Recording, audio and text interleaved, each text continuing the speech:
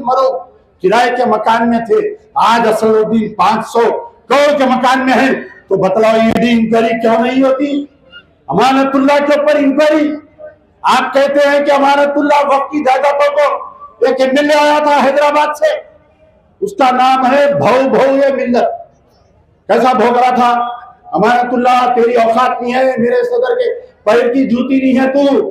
अरे अमानतुल्लाह से अल्लाह ने वो कहा दिया, झारखंड में मॉब लिंचिंग होती है, कोई अगर जाता है गर्व करो ये मुसलमानों ओखला के, ये तुम्हारा एमएलए था, झारखंड जाकर उसके आंसू पोंछा। अगर कहीं बिहार में मॉब लिंचिंग होती है, कहीं उत्तर प्रदेश में मॉब लिंचिंग होती है, गर्व करो, याद रखो, वोट देकर अगर आप जिसको वोट दे रहे हैं वो 5 साल नेकी का काम करेगा तो अल्लाह ताला उस नेकी का तुमको भी हिस्सेदार बनाएगा। 5 साल 10 साल अमानतुल्लाह ने जो नेकी का काम किया, अमानतुल्लाह को वोट देने वालों को भी अल्लाह ने नेकी दिया। इस बात का मैं दावा करता हूं। आप बताओ कि वक्फ बोर्ड में, गौर से सुनिए मेरी बातों को, ये हिंदुस्तान में ये बात कोई गुफ्तगू नहीं करेगा सिवाय अमजदुल्लाह खान के।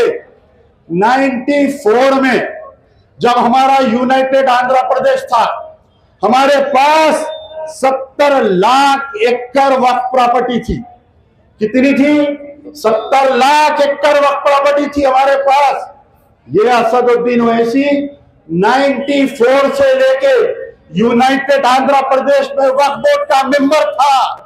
आज तेलंगाना अलग होने के बाद में भी आज भी वक्फ बोर्ड का मेंबर है। आज 30 लाख एकड़ वक्फ प्रॉपर्टी खत्म हो गई, करोड़ों रुपए के वक्फ प्रॉपर्टी खत्म हो गई। मुझे रहजनों से कोई गिला नहीं, सवाल तेरी रहबरी का था। तू एमएलए की हैसियत से वक्फ बोर्ड मेंबर था, एमपी की हैसियत से वक्फ बोर्ड मेंबर आज भी है।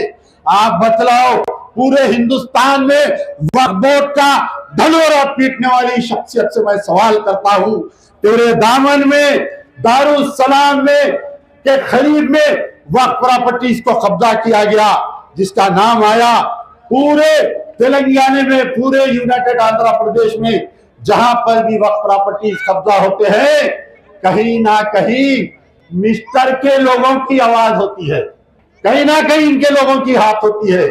भोले भाले मुसलमानों के दरमियान में आकर किसी महरूसीन को उठाकर नींद में से उसकी तारीफ करना, मगरमच्छ के आंसू रोना, खुदारा लम्हों की खता, सदियों ने प्याई सदा। अगर याद रखिए, अमानतुल्लाह हार जाएगा तो अल्लाह ने अमानतुल्लाह को बहुत दिया, जिंदगी भर अपनी बीवी बच्चों में मसरूफ रहेगा। लेकिन याद रखो, अगर बीजेपी यहां से जीत जाएगी तो याद रखो, जाओ जाकर देखो, जहां पर बीजेपी का एमएलए है, मुसलमान तरसते हैं, अजान देने के लिए तरस रहे हैं। आज वहां पर कुर्बानी देने के लिए लोग तरस रहे हैं। ये अमानतुल्लाह अगर एमएलए रहेगा, किसकी माँ जनी के तुम्हारे बीच में, और अमानतुल्लाह अगर तुम्हारे बीच में कोई बंदूक तानेगा तो ये पठान का बच्चा अमानतुल्लाह अपना सीना पेश करेगा। याद रखो आप।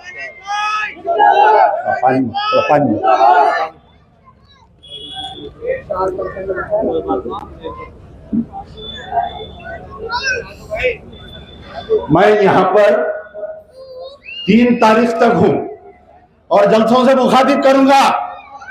मैं एक ओपन चैलेंज कर रहा हूं, मिस्टर ओवैसी, है तुम्हें दम तो 2 लगाओ माइक, एक स्टेज 2 माइक।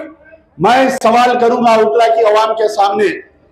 मिस्टर ओवैसी, अगर तुम जवाब दे लिए तो फिर मैं खुद तुम्हारी तारीफ में तुम्हारे उम्मीदवार। यकीनन मुझे शिफाउर रहमान के साथ हमदर्दी है। मैं नमाज में दुआ करूंगा, तहज्जुद की नमाज में दुआ करूंगा, अल्लाह तमाम महरूसीन को रिहा दे, अल्लाह तमाम उन पर जो जुल्म हो रहा है उनके जुल्म के खिलाफ में मैं बराबर आवाज उठाऊंगा। लेकिन मैं असदुद्दीन ओवैसी से वक्फ प्रॉपर्टीज जो तेलंगाना में तबाह हुए, वक्फ प्रॉपर्टीज जो यूनाइटेड आंध्रा में तबाह हुए, आलेर एनकाउंटर में जो मुसलमानों को मारा गया, जो महरूसीन को मक्का मस्जिद पर ब्लास्ट और लुम्बिनी पार्क के बाद में जिनको गिरफ्तार किया गया, मैं वो सवाल करूंगा है तो ओपन चैलेंज, 3 तारीख तक अमजदुल्ला खां इस ओखला के गलियों में फिरेगा, एक एक को मनाएगा।